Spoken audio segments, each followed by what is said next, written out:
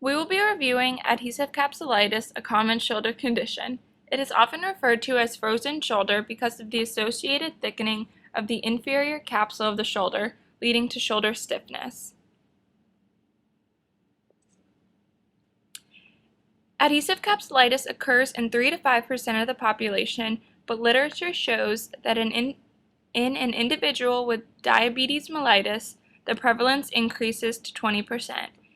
It is more commonly seen in women over 45 years old. Studies have shown that comorbidities such as diabetes mellitus, ischemic heart disease, prolonged immobilization, stroke, and thyroid disease are risk factors for developing adhesive capsulitis. Adhesive capsulitis is broken up into two categories, primary and secondary. While the cause of the inflammation is unknown in the primary classification, the body perceives the shoulder as being injured and begins the healing cascade. The onset is progressive, and patients tend to present to physical therapy only due to the increased activity limitations that they are experiencing. Secondary adhesive capsulitis occurs due to a trauma or following prolonged immobilization. With both types, there's healing, and there's the development of inflammation of the surrounding capsule and ligaments. This restricts the shoulder motion, causing gradual and increasingly severe stiffness. The underlying tissues of the joint are normally extremely thin and elastic, but become thickened, hard, and inelastic. When diagnosing adhesive capsulitis, there will be clinical signs and symptoms.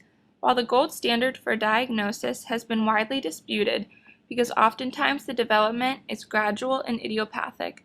However, MR arthrogram has been shown to picture the inferior capsule adhering to the humerus.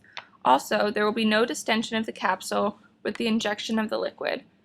Without imaging, we tend to rely on common clinical findings and the shoulder capsular pattern, in addition to exclusion of other shoulder pathologies in diagnosing.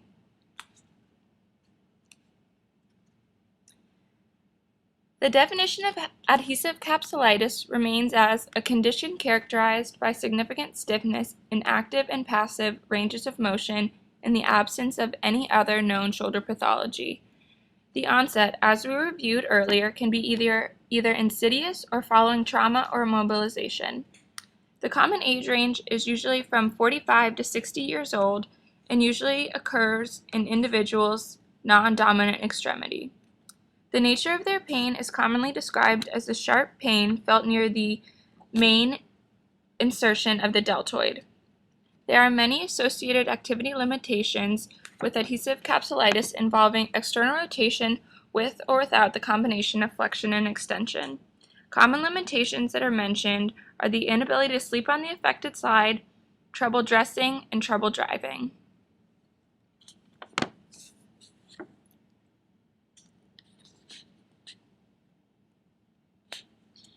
In a frozen shoulder, the capsule initially becomes very inflamed, which causes a deep ache in the shoulder joint that potentially radiates down the arm all the way down to the wrist and the hand. Pain can also go up to the neck or upper back. Therefore, it is important to identify the symptoms boundaries involved. Adhesive capsulitis can be broken down into 3 stages, each presenting with slightly different clinical findings. The first stage is called the freezing or painful stage. During this stage, it is common for patients to not seek medical help because they feel the pain will resolve itself. However, once passive range of motion and active range of motion become restricted, the patients tend to seek medical help. This stage lasts from 3 to 9 months and is characterized by an acute synovitis of the glenohumeral joint.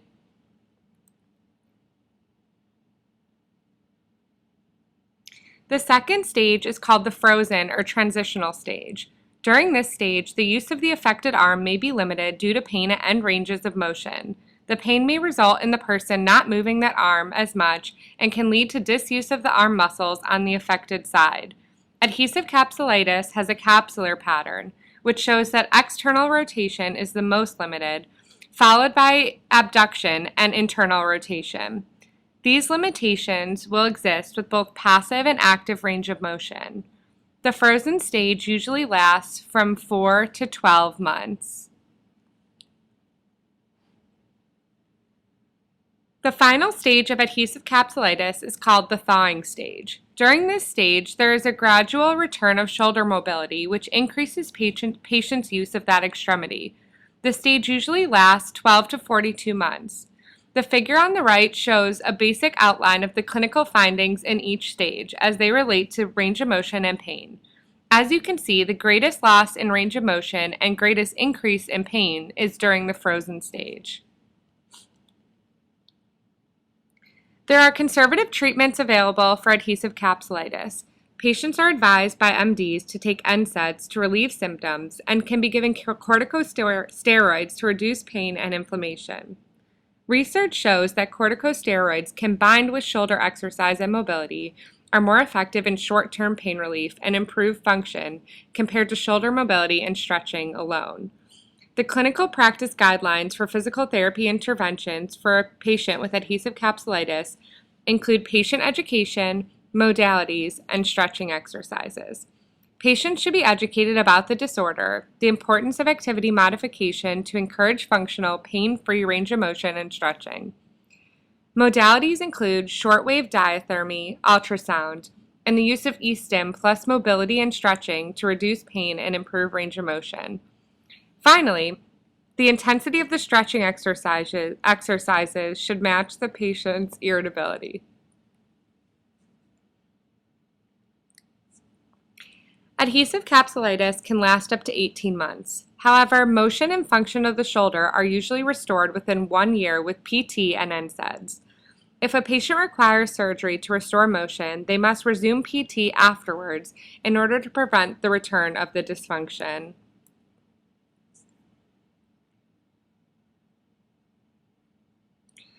The outcome measures listed below should be utilized before and after interventions and are intended to alleviate the impairments of body functions and structure, activity limitations, and participation restrictions associated with adhesive capsulitis.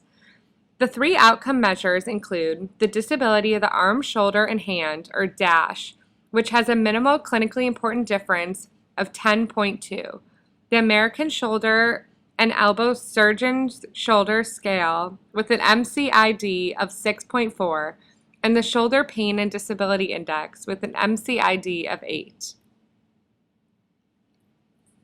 Thank you for watching our show on adhesive capsulitis.